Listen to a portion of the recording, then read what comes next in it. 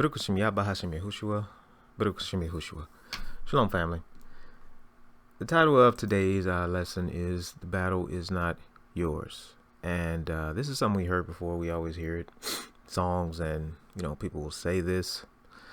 I want to kind of dig into it and take a look at a few things, kind of where that scripture is coming from, and the events surrounding it, and how we can look at that today.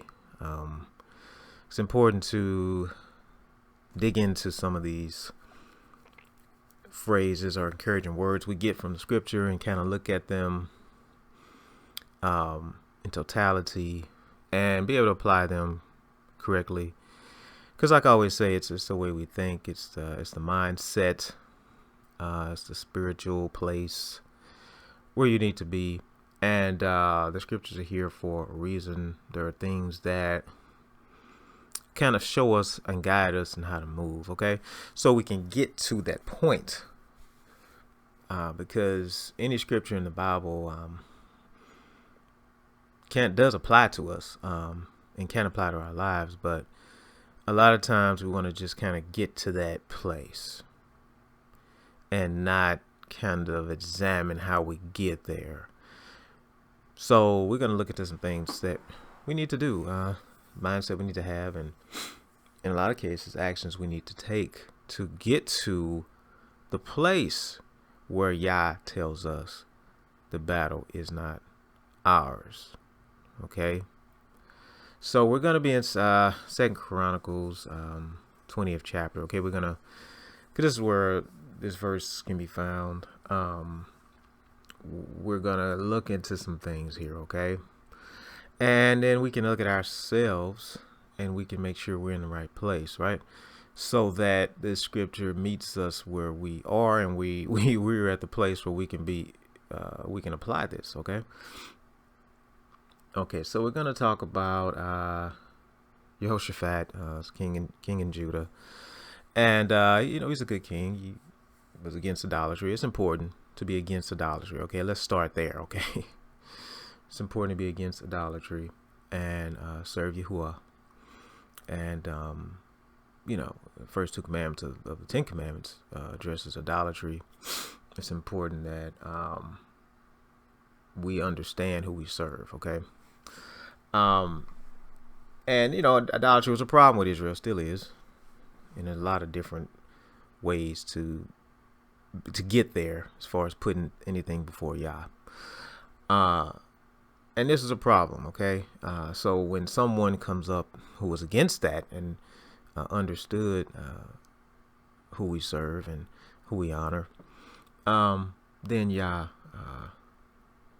paid attention to that, okay? So again, Jehoshaphat was a king in Judah.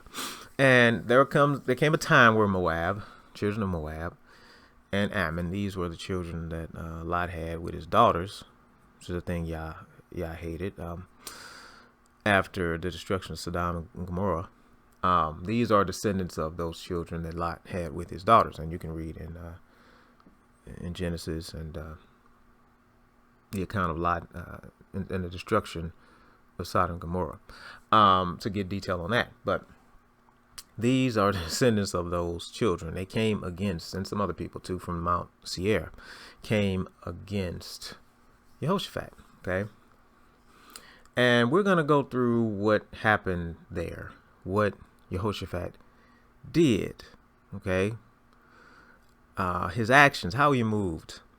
Because we all have, and there's going to be times in our lives where some person, something, some group will come against us. And there's so many ways this can play out. But it doesn't matter who's coming against us or what forces are trying to stop, delay, slow down, eradicate, destroy our goals, dreams, hopes, and things we're praying for. What matters is how we move when faced with that adversary, okay? Or Satan, okay? Because anybody can be a Satan in your life, because Satan means adversary. So let's take a look at this. We're gonna start in 2 Chronicles 20, 1 through 9. Okay. And after this it came to be that the children of Moab and the children of Ammon came in, and with them some of the peoples against Jehoshaphat to battle.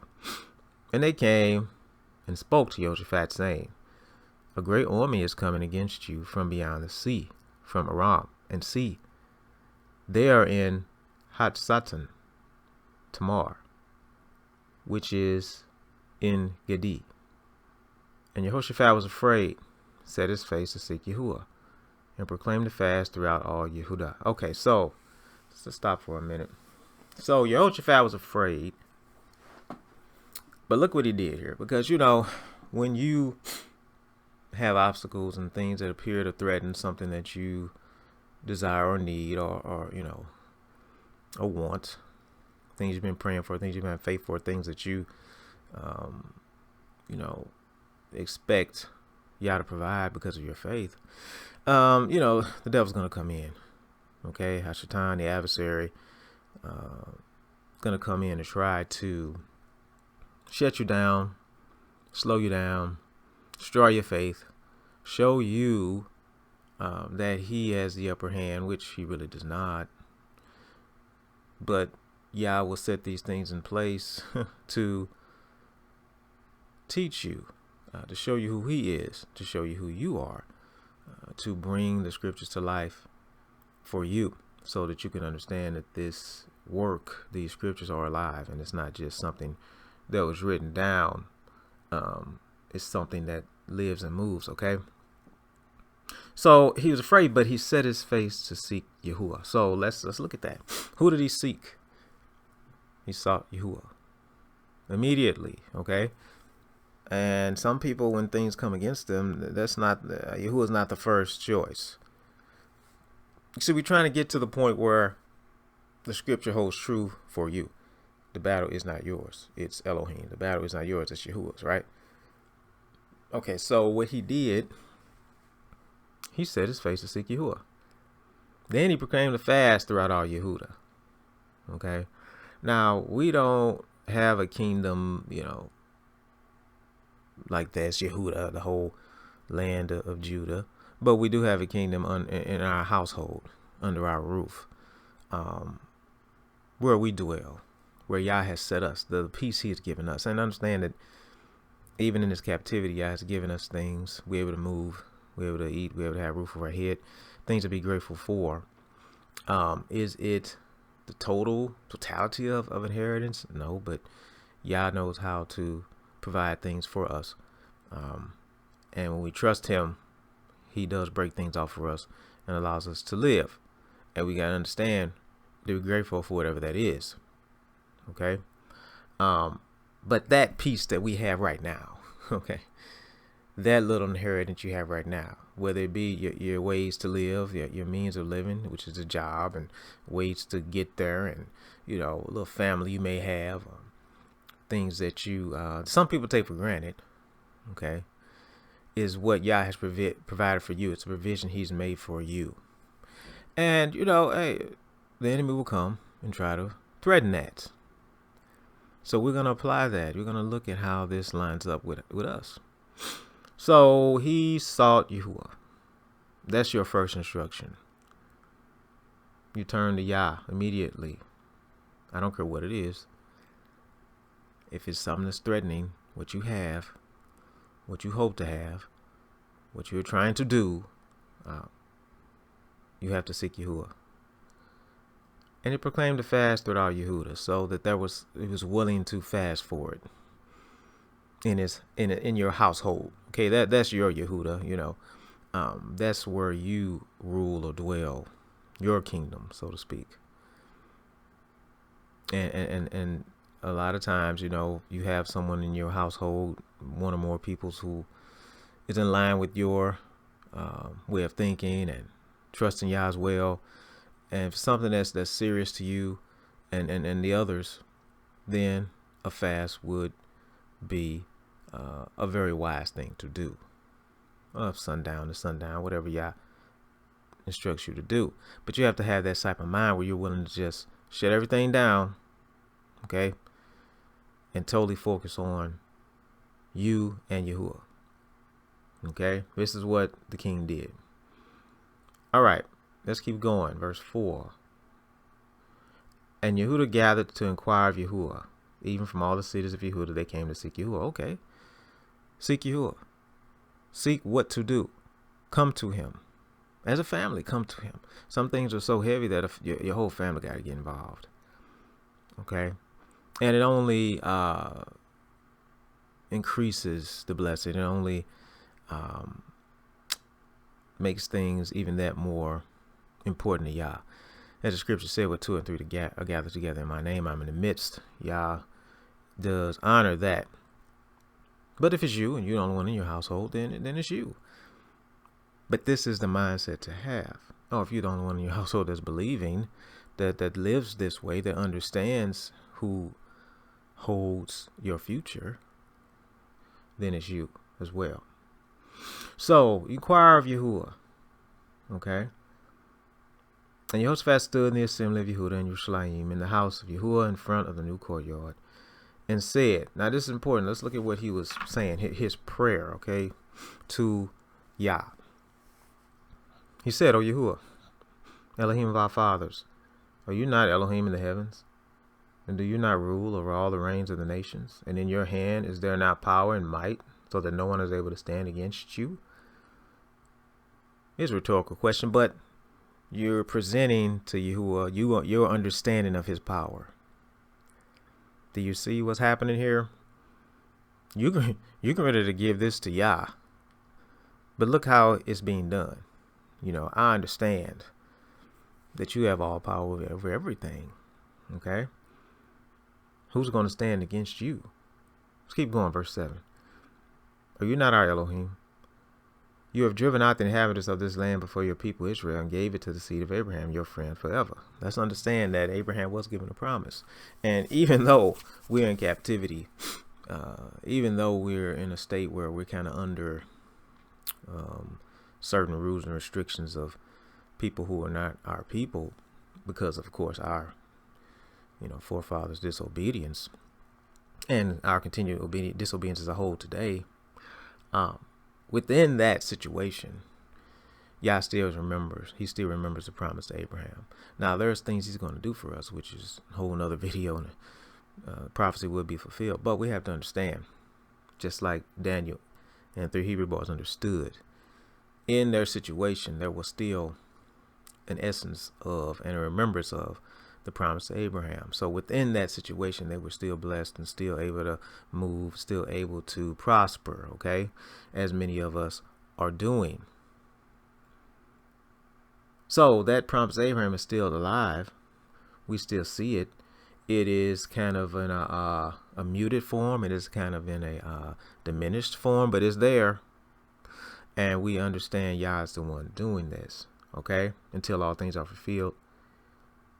Okay, so let's look at what he's saying here. Okay, you made a promise to Abraham. You gave him something. Verse 8, and they dwell in it, and ye have built you a set apart place for your name, saying, if evil does come upon us, such as the sword, judgment, pestilence, scarcity of food, we shall stand before this house in your presence, for your name is in this house, and cry out to you in our distress, and you do hear and save. Look at this. That's why it's important to speak every day the name of Yah. You want Yah's name in your house. Look, your name is in this house. It's verse 9. Is Yah's name in your house? Do you speak Yah's name daily? Do your children speak Yah's name daily? Just in normal conversation. You should speak about Yah so much that you can't go a day in normal conversation without mentioning his name. Is his name in your house?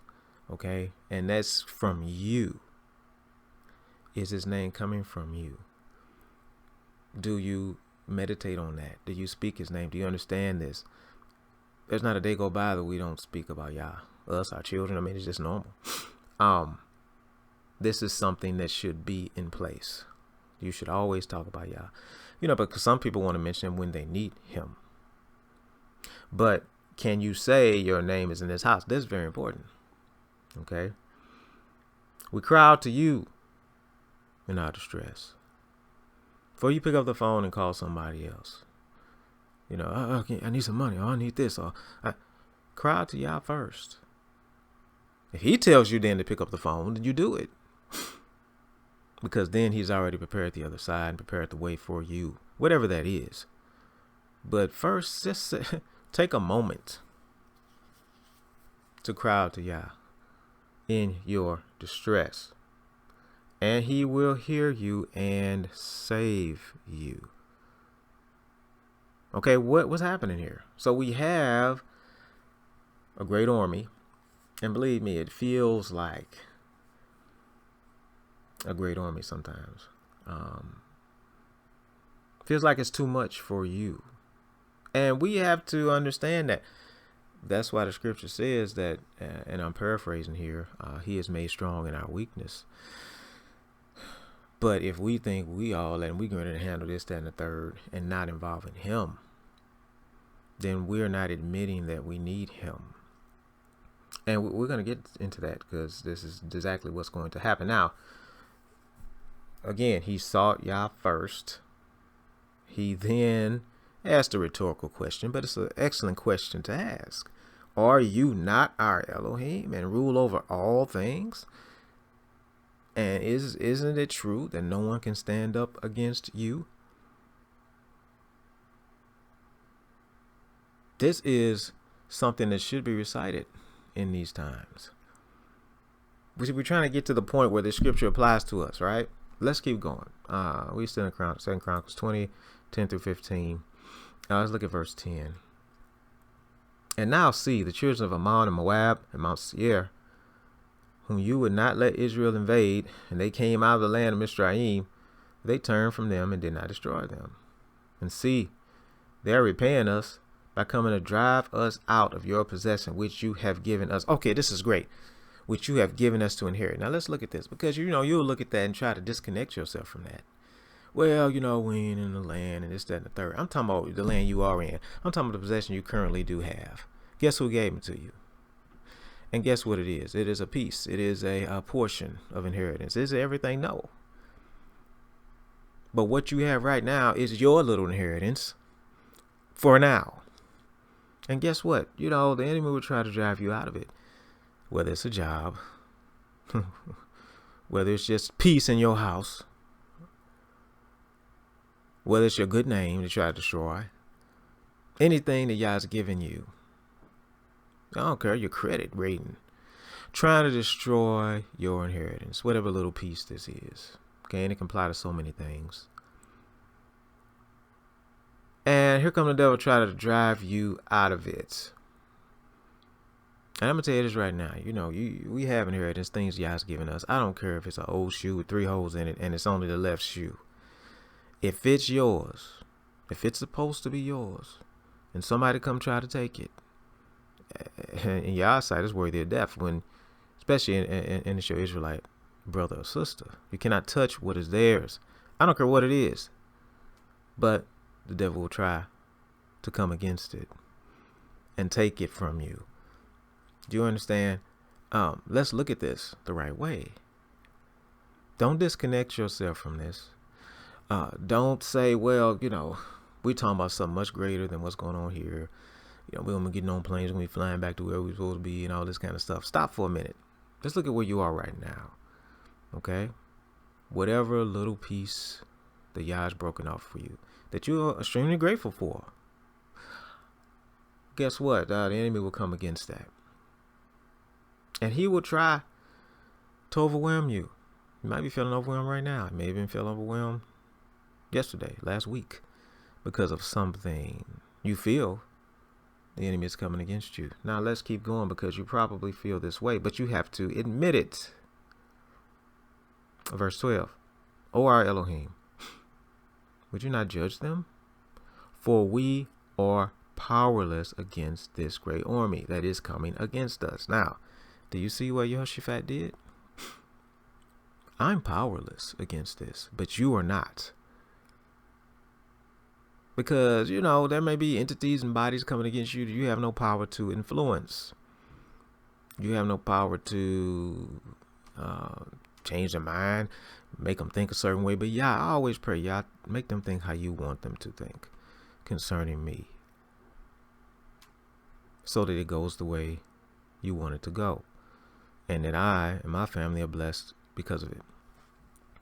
You have no power to do it. Yah does. And Yoshaphat admits there, I'm powerless. So in your weakness, what? Then Yah is made strong. Then you admit, I can't deal with this. I can't come against them, but you can. It looks like I have zero power to influence this. And as far as me within my own power, I don't. But this is where Yah comes in. This is where he wants to come in. That's why he set the situation up like this, so that you can do these things, so that he can apply this scripture to you. We are powerless. So it's not a bad thing, is it? Oh man, these people gonna take this, or this ain't gonna work. They ain't gonna, rule in my favor, or whatever. Wow, this is exactly the way Yah wants it. Okay, I'm powerless against this great army. Then you're in a really good spot, right? Because now, Yah got you. Let's finish this part of this prayer. So, for we are powerless against this great army that is coming against us, and we do not know what to do. Isn't that great? It's a good thing not to know what to do, because guess what? Now, Yah's going to have to drive and take care of it, because he can see what you cannot see. And it says, but our eyes are upon you, Yahuwah. It's kind of like, you driving in the car, and you ain't the one driving now. You letting Yah drive this car, and you approaching this big storm, and tornadoes, lightning striking, everything going into it. Strong winds are blowing everything away. And you look at Yah and say, what you going to do? Now what we going to do, what you going to do? Because listen, I'm just along for the ride. Okay? But it's when you tell Yah, hey, you get in the back seat for a minute, I got this. Because I think I can, if I go this way and go that way, I can do this. And now you're going to mess up. You have to admit, listen, I don't have a clue how to handle this, but I know this, you do, Abba Yah. So I'm looking to you. Give me wisdom. Show me what to do or say, or not do or say. Right? There's a season for everything, right? Sometimes a season to keep your mouth shut, and then let Yah move in totality without you doing anything. But it says here, my eyes upon you, because you have to look at it like this. In the end, I'm going to have above what I ask or think, even if it looks like I'm about to lose this, that, and the third. Good. This is where I need to be, because this is where Yah put me. I didn't write this day. But if I want to be in a position, okay, where the battle is not mine, look at what you have to do. Look at the things that Yah expects you to do. Like I said, don't just jump straight to that scripture and then you close it and you're like, yeah. No, what do I have to do? Have I done any of these things? Is this in my mind to do? So our eyes upon you. Verse 13. And all Yehuda with their little ones, wives, children, stood before Yahuwah. And sometimes you got to take all your little people. I don't care if they 3, 2, 1, whatever. Just take them. Get them together and just pray. You understand? Pray to Yahuwah to handle the situation. Not only you showing Yah your faith, you're teaching the little ones, hey, I can pray, and when things get tough and rough, or Yah will answer me. Just pray with your kingdom, right? And again, if they don't believe and they don't want to be a part of it, there's nothing you can do about that. But you can with whomever it is, whether it's just you or a few others. Pray together about it. Okay, be of one mind on that. Yah will be in the midst. He will come through. So he stood before Yahuwah. Do you see? I mean, no one else has been involved at this point, but Yah. They didn't go and try to, let me go and see if we can get some help from this group over here. Let's see if I can pay this group over here to come fight with us or whatever. No, they didn't. You could have tried that. You could have tried to hire out some other armies from surrounding nations to help them out. That's happened at times. No, he said, you know what? I am going to trust Yahuwah. All right. So they stood before Yahuwah. Let's keep going. And the spirit of Yahuwah came upon Yazael, the son of Zechariah, son of Benaniah, son of Yael, son of Mattaniah, the Levite, and the sons of Asaph in the midst of the assembly. Okay? And this is very important. And he said, listen, all Yehuda, and you inhabitants of Jerusalem, and sovereign of Jehoshaphat, thus saith Yahuwah to you, do not fear, nor be afraid of the face of this great army. Here we go. This is the scripture. For the battle is not yours, it's Elohim's. Do you see that? The battle is not yours, it's Elohim's. This is what you do to get to that point. The battle is not yours, it's Elohim. All right? We have to remember that there were some things that occurred to get you to that point. Right? All right, so we're going to keep going here because we want to see the outcome. The outcome of what happened. Okay, verse 16. Go down against them tomorrow. See, they are coming up by the ascent of Sitz, and ye shall find them at the end of the Wadi before the wilderness of Yeruel. It is not for you to fight in this. Okay? This is Yah's response after everything was done correctly. Do you see all the things that happened up to that point? And this is why it's important. When we look in these scriptures, we make sure we're where we need to be to get that. Because, you know, people are hooping and holler about you getting this and you getting that and this, and what they're saying in and of itself may be true because it's in the book. But they won't tell you where you need to be to get there. They'll just make a statement, you know, and it sounds good and everybody feeling all good. But you have done nothing to establish yourself to be in the spot to get it. Okay? Hopefully you understand what I'm trying to tell you. Okay, so we're going to keep going here. So you're going to find them at the end of the river, okay? And it said here, verse 17, it is not for you to fight in this. Position yourself, stand still, and see the deliverance of Yahuwah with you, O Yehuda and Jerusalem. Now, if somebody just told you, because they'll say that too, stand still, okay, basically do nothing, okay. But you got to a point where you were able to do nothing, right? Because you did some things. You did some things before you got to the do nothing part, right? And you can go back over what we just talked about. Make sure those things are done. Some semblance of that. Okay, this is what Yah's looking for. Okay, so he got to the point where, okay, it's time for me to move. This is Yah moving now. Now he's saying, hey, stand still. Stand still. And see the deliverance of Yahuwah with you, O Yehuda and Jerusalem.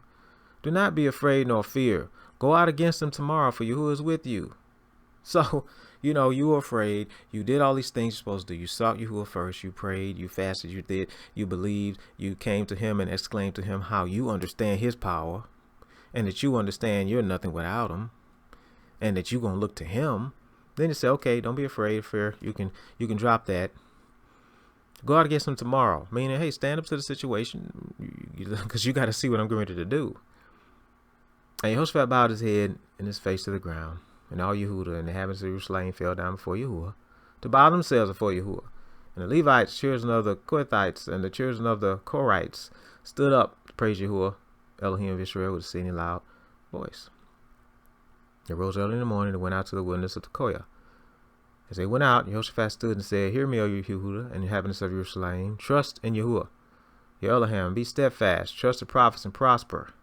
And after consulting the people, he appointed those who should sing Yahuwah, and who should praise the splendor of set apartness. And they went out before the army and were saying, give thanks to Yahuwah, for his kindness is everlasting. So then, after you've done all these things, it's time to start giving thanks. Even before the situation has been remedied. Even before you get to the conclusion of it. Because you understand that Yah is going to do, whatever he's going to do, it's going to be to your benefit and for your good and his glory. So that's why you start giving thanks. You give thanks. They were singing. There was happiness. It was like a celebration of sorts as we're going to see what Yah has done for us. Okay, so they start singing. And when they start thanking him, verse 22, they begin singing and praising. Guess what happened? Yahushua set ambushes. Now he's starting to deal with the problem. All those people who came against you, that entity, that body, that group, whatever it was, that, situation. Guess what? He set ambushes against them. Ammon, Moab, Mount Seir, those people that came against Yehuda, and they were smitten. Okay. Then the children of Ammon and Moab stood up against the inhabitants of Mount Seir. Wait a minute, weren't they supposed to be together? I mean, he would turn your enemies against each other. They will be fighting each other. I pray sometimes, give them something else to worry about, since they're thinking about me so much. They fighting each other. Isn't that interesting? So they got together, Ammon and Moab, and destroyed the inhabitants of the Mount Seir that were supposed to be with them. And then they made the inhabitants of Mount Seir, they started destroying one another. They helped to destroy one another. Y'all just made them kill each other. He just made your situation cancel itself out. And that's what he'll do. Okay, you're going to see it manifest in different ways, but you will see your situation cancel itself out. So they destroyed one another. And look at verse 24. And when Yehuda came and looked out in the wilderness, they looked toward the army and saw their dead bodies lying on the ground. None escaped. So all the enemies that Jehoshaphat said, I can't come up against them, they all gone. And then look, he came after that, verse 25, and take away their spoil. They found among them valuables on their bodies, precious jewelry. They stripped off of themselves, more than they could take away. And there were 3 days plundering the spoil, for it was much. Okay, now I'll stop here. You can read the rest for yourself. But you see what happened? All the enemies destroyed. But because y'all came in and fought for them. But some things happen in a certain order. You see, you have to follow that pattern. As soon as the praising started and the thanking started, then the ambushing of your enemies began. Then after that, guess what? Some blessings came. Taking some spoil, getting some plunder. The situation turned around and was a blessing to you. And, like I said, it's going to manifest itself in different ways. But if you follow this pattern, because believe me, Ammon and Mount Seir and Moab, they're coming up against you. Okay? But when you follow this pattern, in the end, not only will they be dealt with, you're going to get blessed from it. You have to believe this. You have to look at this the right way. And not just focus on one scripture to feel good. You can feel good about it, but go look and see what you're supposed to do to get there, because a lot of times we don't. And that's a problem with a lot of, I guess religious people. It's, a lot of sayings. They pull out the scriptures and post them and say, but there's so many things that a mindset has to be there. And you will actually get to that point. It's promised to us. But have the right mindset and follow that pattern and understanding, and you will be there, and you will receive what Yah has for you. So again, read the rest of this. Hey, read, pray, study. We need to show ourselves approved and really just slow down with the word. Slow down with it and just say, okay, how can I apply this? What does this mean? Understand these scriptures are in order for a reason, and behave in that order, because Yah is orderly, and then you will receive what you need to receive. So keep it on reading, keep on praying. Hopefully it's encouraged you or guide you to that right mindset. And until next time, hallelujah. And may Yah add a blessing to his word.